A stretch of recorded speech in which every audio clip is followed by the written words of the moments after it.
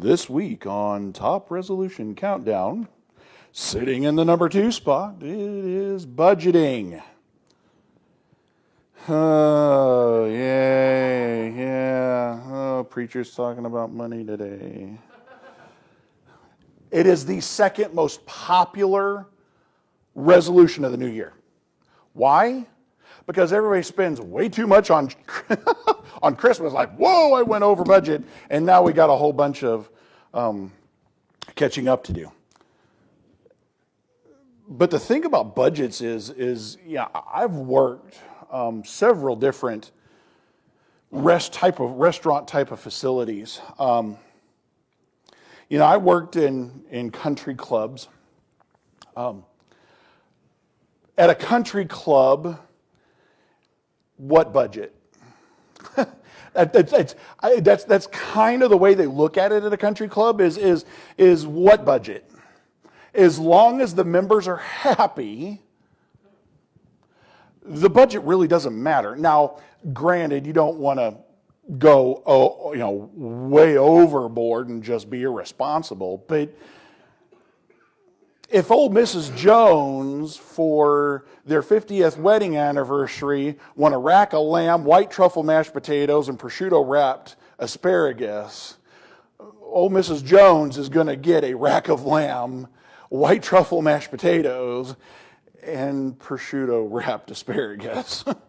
As long as the members are happy, the budget really doesn't matter, because a country club is the members.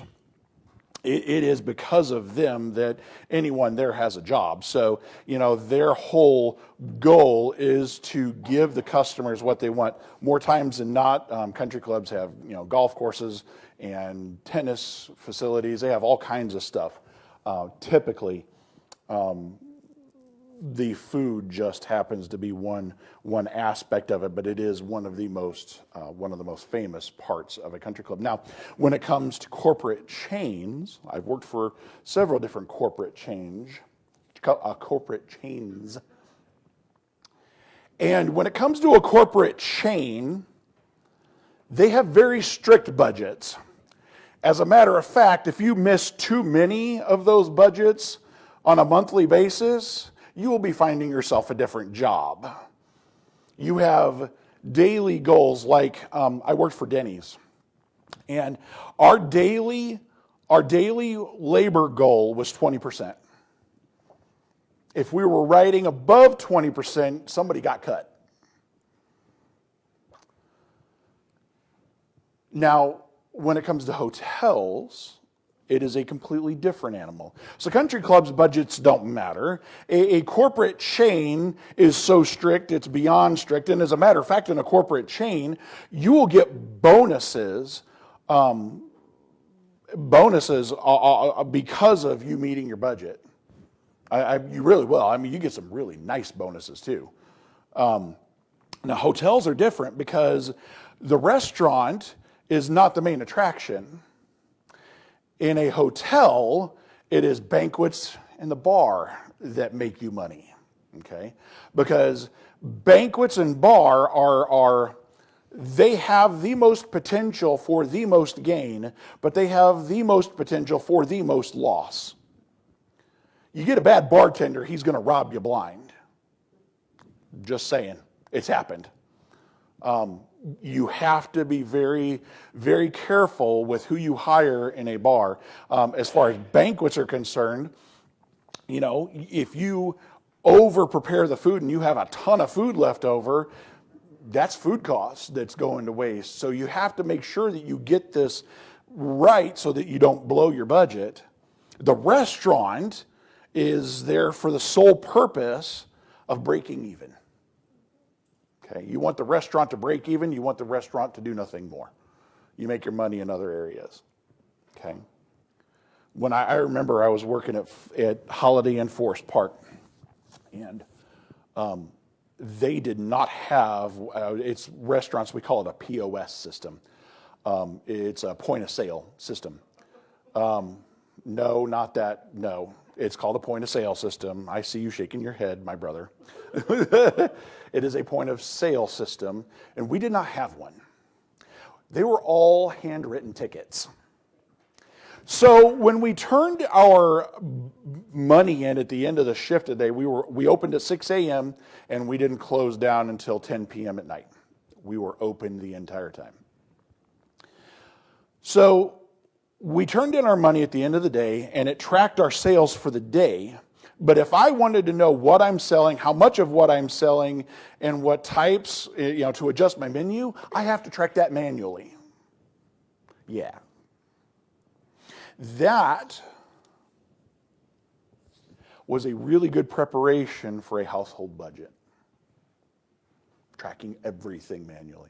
But see, the problem is that household budgets are not corporate budgets. It's not a P&L.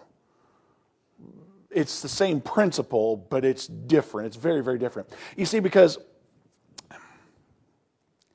a household budget is typically run a lot like a game of pool if you're playing as an 8-year-old kid. See, when I was, 8, 9, 10 years old, my dad did some work for his cousin who was moving out of the house, or out of their house. And as a payment, they got a pool table. So I'm sitting on the stairs watching my dad and my grandpa put this thing together, and I wanted to play. No, you don't get to play. It was a couple of years ago. I loved watching my dad and my grandpa play pool. They were good. And that's how I learned how to play pool, is by watching them. Just as a complete side note, I've shocked a few people when my first church, one of the guys invited me over for a game of pool. And I came and I just whooped the pants off of everybody. He's like, "Well, you're a pool shark." Yes, I am. I earned that one honest for my dad and grandpa. But see, as a little kid, when I first started playing, I would just get up to the table, and you're sitting up there at the table, and you're just, you just hit the ball, and whatever you hit is whatever you hit. My dad goes, "Quit poking and hoping. Quit aiming for nothing. You're just shooting the ball out there, out in the middle of nowhere." He's like, "You got to have a plan and a purpose." And he's like, this is what he taught me. He's like, a good person, a person who plays pool well, will not only be able to call their shot into the correct pocket, but they will be able to call their shot into the correct pocket and tell you what shot they're going to go for next and the pocket that one's going to go into. A good pool shark will be able to do both. Grandpa did that. We got to the point to where we could do that. I haven't played pool in years now, but I got to the point that I could do that. But the problem is that we run our household budgets a lot like that 8-year-old kid playing pool. You just get up to the table and you just kind of hit it out into the middle of nowhere, and no budgets, no real nothing. That was me. That's how I ran my household budgets for years. It is just getting up to the table and shooting the cue ball at whatever was out there, and if I hit something, great, and maybe something will go in and maybe something won't. I attempted a budget for the first time, let's see, it's 2020, so it was about 11 years ago. And we failed miserably. Household budgets are different than restaurant budgets. I can run a business like there's no tomorrow. But when it came to running my household budget, it was a different story. I had problems applying what I knew for the restaurants to my household budgets. The biggest problem is I would cut things too thin and too close, and it was not good. 4 to 5 years ago, about 2014, 2015, we attempted to do budgeting again, and this time it worked a lot better this time. The last 9 months, we have spent trying to dig out of a mountain of school loan debt. Budgeting is the second most popular resolution because of the fact that most people don't even have a budget, let alone trying to figure out how to dig out of debt. There's no aim, no purpose. And I can't remember where I picked it. If I picked this up off of Dave Ramsey or if I picked it up off of somebody else. There's a couple different guys that I used to listen to. Dave Ramsey was one of them. There's another guy, his name escapes me at the moment, I used to listen to. But once somebody said, they said this, and I'm gonna steal this today. He said, do you work for your money or do you make your money work for you? Do you work for money or do you make your money work for you? That is a very true statement. Because 90% of people, I would imagine, work for money, not making their money work for them. So why budget? Why dig out of debt? What was it that prompted Sherry and I to start doing a budget? It's because we got sick and tired. I got sick and tired of being in debt. I got sick and tired of not ever having any money and living paycheck to paycheck, and it absolutely started driving me up a wall. And I said, enough is enough. And these are some of the scriptures that helped me in this walk of budgeting, finances. Everybody knows Proverbs 22:6, train up a child in the way he should go, and when he grows old, he shall not depart from it. You know what Proverbs 22:7 says? I didn't for the longest time. Proverbs 22:7, the very next verse says, the rich rules over the poor, and the borrower becomes the lender's slave. Interesting. Okay. Then we go to 1 Timothy. Okay. You flip to that next slide, Scotty, with all the scriptures up there. Oh, one more. There we go. That's all right. Proverbs 22:7, 1 Timothy 6:10, Matthew 6:24, and Deuteronomy 15:1 are the four scriptures that I'm going to go to this morning. 1 Timothy 6:10 is next. This one's a fairly popular verse too. 1 Timothy 6:10 is probably the most misquoted verse in the Bible. Okay?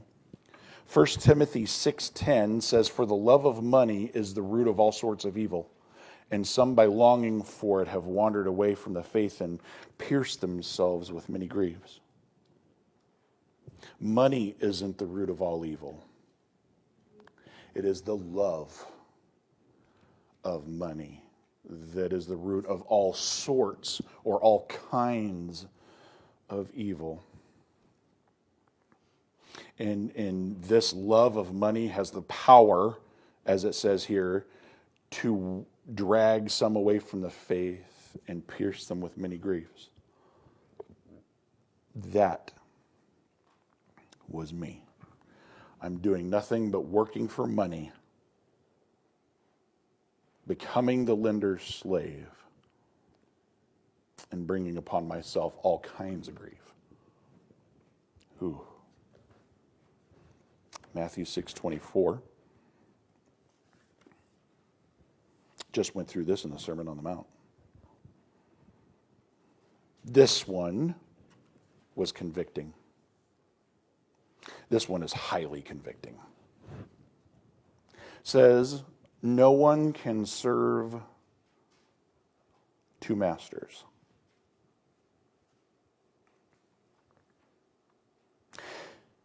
For he will either hate the one and love the other, or he will be devoted to one and despise the other. You cannot serve God and wealth.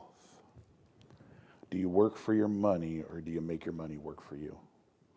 Because you can't serve two masters. And if you're like me, you say all the time, well, I don't love money, I hate money. But yet my actions say that I'm doing nothing but working for money, becoming the lender's slave, and tying myself and piercing myself with all kinds of evil. I'm serving money for all intents and purposes.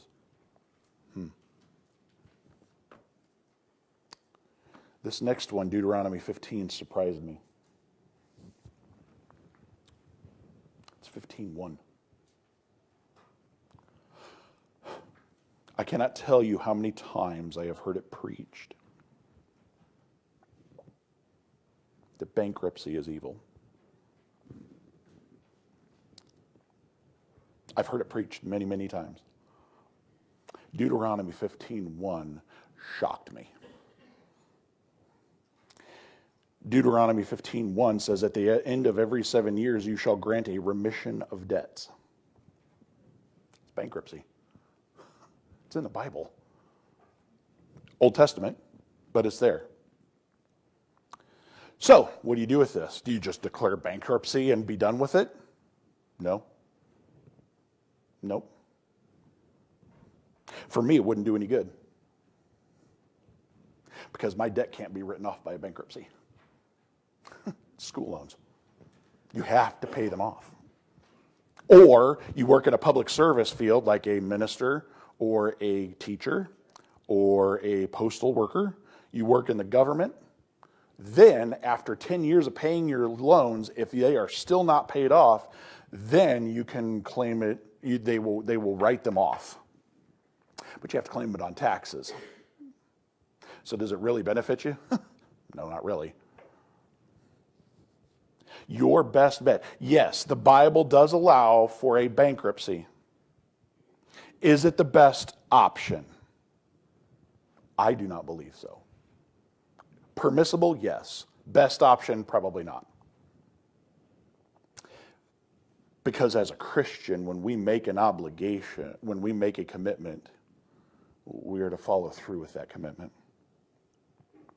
So what do we do with this? How, these are some of the reasons why I started digging out of debt, because I was not only sick and tired of being in debt, but I was convicted that I should not even be in debt, right? And I should be working everything I can to be getting out of debt.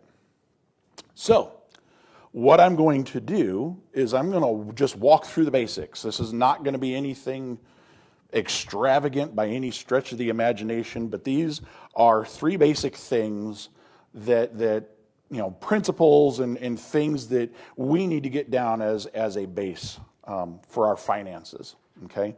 The first principle is this: your expenses cannot exceed your income.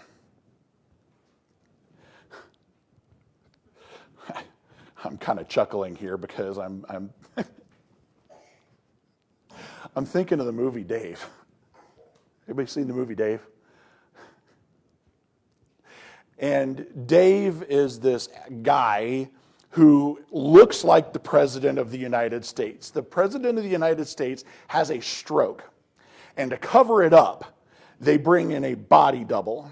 Okay, so Dave ends up in the White House. They've got to teach him A to Z because he knows nothing about politics or government or anything like that. And he runs into a problem where a bill gets vetoed because there's not room in the budget. So Dave, wanting to put this, it's homeless shelters is what it is. So in order to put the homeless shelters back in to the bill and into the budget, he's got to create room in the budget. So he invites this financial guru friend of his over, and his financial guy was looking over the country's budget and the books and everything, and he goes, I don't know who runs these books, because if I ran my business this way, we'd be out of business. This is why, kind of a slap on the government, but this is why we have problems in America, is because our expenses are exceeding our income. In order for the problem to be fixed, we've got to balance a budget first. That's the first thing this country needs to do, is that we need to learn the fact that expenses can't exceed income. It's a basic principle, okay? So this is what I did, okay? This next slide, I almost I should have. I almost, I was trying to think of a way to put these in the notes, just some way, but I didn't do it because I figured it would be too small. I should have put these in the notes, but it's too late for that now. But you're probably not going to be able to see it anyway. But basically what this is an expense tracking sheet.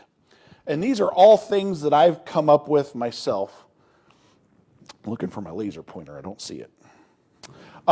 This is just kind of a thing that I've come up with myself. Something that I used to use for restaurants. So basically I've got categories up here, and it's restaurant, stores, recreation, doctor, drugstore, gas, miscellaneous. And you can adjust the categories to whatever you want. So the first thing that I did when I started making a budget is I had to track everything that we spent. Remember I told you I had to track everything in the restaurant in order to find out what sold and what didn't sell? That's where this comes in, is I went and I tracked for 1 month everything we spent. And it got thrown into a category, whether it was a restaurant, a store, like as in a grocery store, Walmart, all of them it gets thrown into a category. And you want to find out where your money goes, do this for a month, and I will tell you, you will shock yourself at where your money goes. Because it wasn't too long that I realized that there were certain places that were getting the primary amount of our money each month. We were spending a fortune in gas station sodas and snacks and things. Kids go up to the quick stop, after church, after school. I mean, you don't think about it, but $7 to $10 once a day adds up, and you'll find pretty quickly where your money's going. You can break it down further, or you can make different categories, whatever you think it needs to be. Set this up and figure out where your money's going, okay? And then the next thing I did while I'm tracking spending, because basically we just went back through the previous month's statement is what we did, because I've got receipts and everything. So, we just went back and I tracked that. And once I got this category done, I moved on to actually walking through my budget. What do I spend in bills every single month, okay? And that is, that should be the next slide. Is there another one? Did I take a picture? Yeah, that's this one. Okay, so this is just a spreadsheet is what this is, and it's got all the categories up here. It's got tithing, insurance, cell phones, credit cards, internet, cable, water, sewer, gas, trash, electricity, mortgage or rent, car loans, savings, debt reduction, and then down here at the bottom is all of our categories from the tracking sheet. The restaurants, the stores, the gas stations, that kind of stuff, okay? Everything is on here. Over on the upper right is John and Jane Doe's income. And what I did was I made them really round, even numbers just to make it easy on myself so I don't have to do all kinds of goofy math. Basically, there's two ways to track it. John gets paid biweekly, so he gets $1,000 a paycheck. And if he gets paid bi-weekly, then there's going to be 2 or 4 months out of the year where he's going to get a third paycheck in the month. I don't remember. I think it's 4. I think it's 4 weeks a year that John will get an extra paycheck. If you're on a monthly budget, the 1st and the 15th, or the 15th and the 20th, or 15th and the 30th, or whatever that case may be, then you're always going to get 2 paychecks a month. And for those people, there are 15 days between paychecks, guaranteed. Okay? So basically, we did this budget walk. And you walk through, you track all of your income and expenses, and you find out if your income is exceeding your expenses, or is it the other way around? Is your expenses exceeding your income and you are scraping pennies by the time the month comes to the end, okay? Do you work for your money or do you make your money work for you? The next thing you do, saving, is number 2.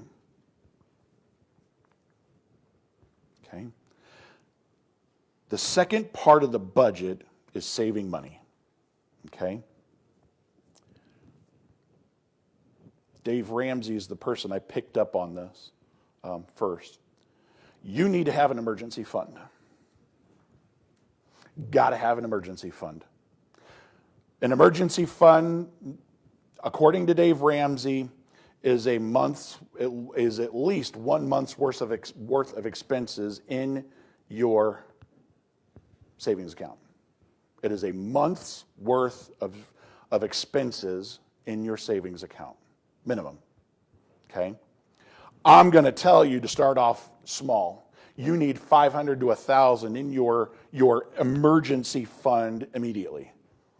You can work up to a month's worth of savings in there. But you need to start with $500 to $1,000 because it's easier to pay yourself back than it is a credit card or a loan shark or anything like that. It's just easier to pay yourself back. Trust me. Okay? Trust me. It is easier to pay yourself back. The other thing that I hear constantly is, I can't save. I said the same thing. And then a friend of mine proposed this to me. And I was like, you're crazy. He goes, basically what you do is you start off, and on week 1 of the year, you save $1. On the second week of the year, you save $2. On the third week of the year, you save $3. On the fourth week of the year, you save $4. All the way up to 52 weeks in a year. By the time December comes around, you are saving $52 a year, or you can work it in reverse. You count from 52 down to 1, so that way you're not trying to save $52 in the middle of December. You can do it backwards, right? Okay? So you could do it either way, 1 to 52 or 52 to 1. How much money do you think you're going to save doing that? Blew my mind. I know you know. $1,378 you will have saved in 1 year. That's just saving 1, 2, 3, 4, 5, 6, 7, 8, 9. That's all you're doing. You're going to save over $1,000 in a year's time. I was blown away. So we can save. We can find a way to put that, and even if you are on a fixed income and a fixed budget, maybe you can't work up to 52, but maybe you can, maybe you can get to 20 or 25. There are ways to modify this to help you, and you're still going to save quite a bit of money. The third principle was something that Scotty already touched on, and that's the principle of tithing. The third principle is the principle of tithing. I am not here to sit here and tell you a health and wealth gospel that if you give money, you're going to get rich. It's not going to happen. But here's what I can testify to. If you are faithful, and you give, if you are faithful and you are trying to get rid of debt, God will take care of you. God will take care of you. That I can promise. Trust Him. A true tithe is 10% of your gross income. 10% before taxes. So if you make $40,000 a year before taxes, after taxes you pull home, 31, 32, whatever. You tithe off the 40,000, not the 31 or 32. So therefore, 10% of 40,000 is $4,000 a year. Okay? That is a true tithe. If you are not tithing a true 10%, don't just all of a sudden start giving 10% of your income because you're going to... Remember the addictions week and that boomerang effect? It's going to come around. It's going to hit you upside the head and you're going to end up falling backwards. Work up. to a 10% tithe. That is something Sherry and I have had to do. We have had to work our way up, and we every so often we stretch it. If you are at 10%, I want to encourage you and challenge you to continue to stretch that. Now, the principle is a tithe goes to the church, to the local church, the 10%, and then anything above and beyond what Scotty was talking about is an offering. Okay? And that goes anywhere and everywhere. Let me give you an example. There was a professor in the upper executive people of Lincoln Christian University. And he was in this spot. He and his wife were in a ton of debt. They were not tithing, but maybe 10, 20 bucks a week. Not tithing at all. Made a promise, stuck to it, got out of debt, worked up to a 10% tithe. By the time I was at school and this story was told, I don't know who it is. The professor never told me who the guy was that actually did this, but he knew him personally. He said that by the time when I was there back in, it was like 11 or 12, he and his wife were tithing upwards of 50% of their paycheck away. That blew me away. From going from this spot to having all kinds of debt, not tithing at all, and now they're giving, holy cow, amounts of money. And it's like, my goodness. He's like, I don't have any need for it. He's in the upper echelon of Lincoln Christian. He gets paid very, very well. He's like, my wife and I only need so much. We save for our retirement, and all of that stuff's covered. But God's blessed me to be able to give it away. So again, my question to you is: do you work for money, or do you make your money work for you? This has been kind of a different kind of a sermon, I know. Very kind of practical. And that's the whole point of this whole series, has been just practical things to help everybody in everyday life that are just real practical things that the problems everybody has either dealt with at one point or is dealing with now, or even will deal with in the future. And that's the whole point of this whole series, is these practical kind of applications where it hits everybody.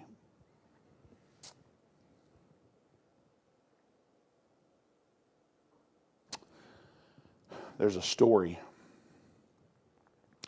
of a gentleman was an avid model plane flyer, and he was a very wealthy man, had several hundred acres. And he took 20 acres out and built an airstrip for model airplanes. And he created a club, and everybody who had a model airplane within the area, they got together, and they had this club to be able to have a place to fly their airplanes in and out. When he died, he stated in his will that the 20 acres and the entire piece of land and everything he owned was to go to the airplane club, so that they will always and forever have a place to fly model airplanes. That was his passion. He left nothing to his kids. That's a whole completely different scenario. He and his kids did not get along. But here's the problem. He did not do his last will and testament correctly, because his kids were able to go to probate court, have the will broken. And instead of the club getting an $8 million inheritance, land and everything, the kids were able to break the will and get the inheritance. After probate court, you know what they split? $800,000. $7.2 million was eaten up by probate court. Here's the last principle that I want to give you today.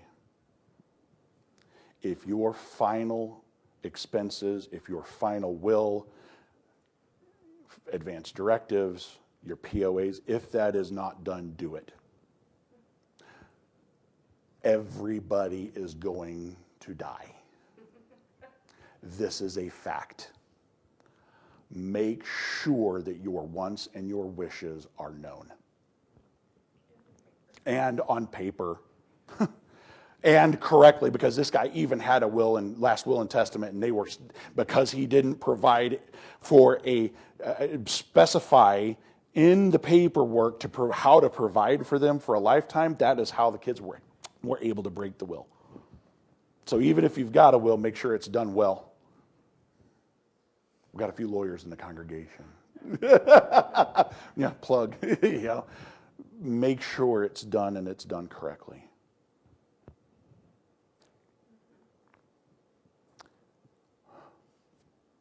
Planning is not a bad thing. When God tells us to be stewards of what He's given us, it doesn't just include our families. It doesn't just include our material possessions. It includes our finances as well. I cannot tell you, if you're sitting in debt now, I cannot tell you the amount of freedom that is brought by paying off a bill. Oh, and if you've been through it, you know what I'm talking about. If you've been through it, you know what I'm talking about. Paying stuff, I say, oh man. You will find yourself in situations that you're not familiar with being in. Whoa, I'm not quite used to this. So where are you at? Where are you at this morning? Are you having trouble in a financial realm? If you need help, if you need those worksheets, I have got these worksheets, both an example and a blank, in my office. If you want a copy, come and see me. You don't want to do it today, that's fine. Come and see me during the week. Give me a call. I'll email them to you, whatever the case may be. Don't sit there and live in this stuff because you don't have to. No matter how tight your budget is, there's always a way around. Always a way around. Let me help you. Ask somebody you trust to help you. We got several Dave Ramsey lovers in the congregation. Let them help you. Go to somebody you trust to help you do this.